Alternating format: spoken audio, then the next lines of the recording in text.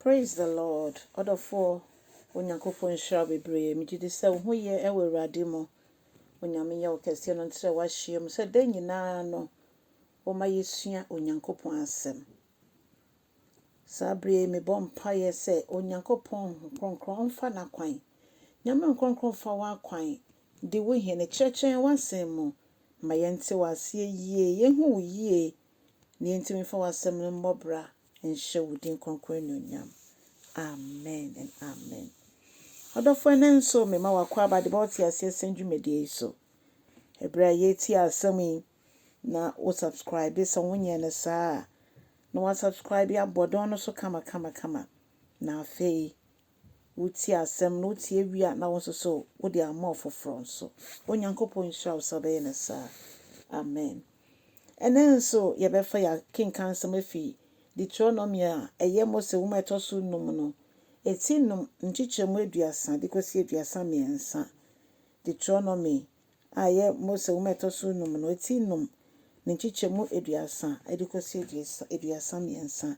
Deuteronomy 5:32-33. Adofo Ewade asem se de osie nie.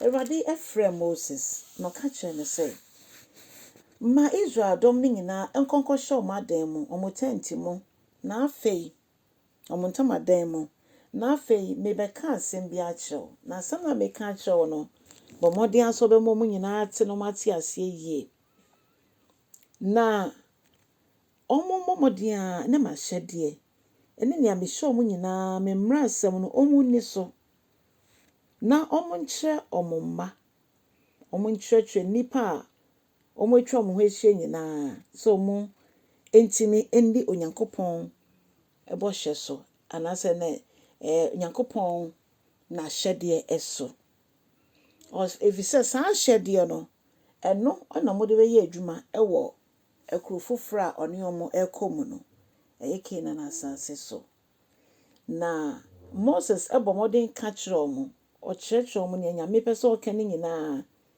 na oka kyerɛ omo se mon bomode na monhwɛ yie se mo bedi Nyame nsɛm emu ketwa ba akompo monyi ntontwene monji ne nyina ntom na mondi saa hyɛde ne nyina so mondi so frenchem na monnante Onyankopɔn akwantempɔn so efise se moyɛ ne saa ebesi mo yie na mo betena ase akyɛ ewa asase a me Ewurade mede mu ekomu no emu.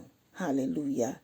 Odofo ne yedi tutu wane ne ebeka ne se saa bre na Moses na oyom kendifo edi omo kan yenso ya bre so ye wakendifo bebre na ne echenso ene Nyame nkronkron a waba be ya danfo prekope ansa ne ebeka bibi mpo akye nipa no ne edi nkan ne ono edi nkomo eno nti na den nyina opese ye ne nyankita hodi emu oden ye hwehwe na chiri kwa fi se ono no ya ho oden so ono nka ho a yentimi nya hwe yentimi di Nyame asem so obra Nyankopɔn hom kronkron emma ya ho oden emma ye mfanye de etwase ye bata ne ho den nyina Israelfo Kenan asase a no mo koso no de na ebi be wuwu ni ade ya metu omo wuwu ye ba ye wo kro foforo bi a ekro bi a jese ikokodu ho no mo a enya ade ye bewu biem se ye bomodin agi Kristo Yesu se Ewurade ne yakra age nkwa etena ya brabo mu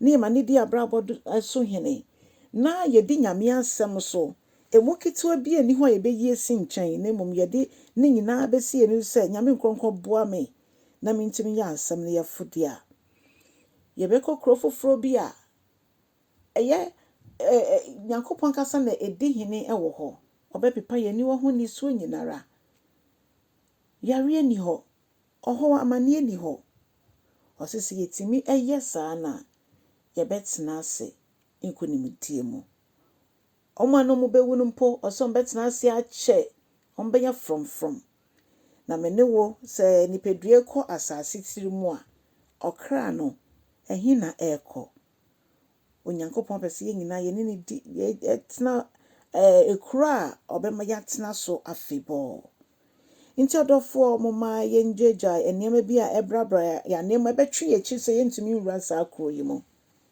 na ma Yesu anche no sane wona ni onyemu a yemu biara anya oyiraba bra ye ni da ne so yi omo yentena se senkrofo a omo de nyame asem ebo mo bra Onyankopɔn enhyɛ bebre cha asem no ebra wetie wie na foforo nso nya ho mfaso nyame nhyɛ Yesu demo amen.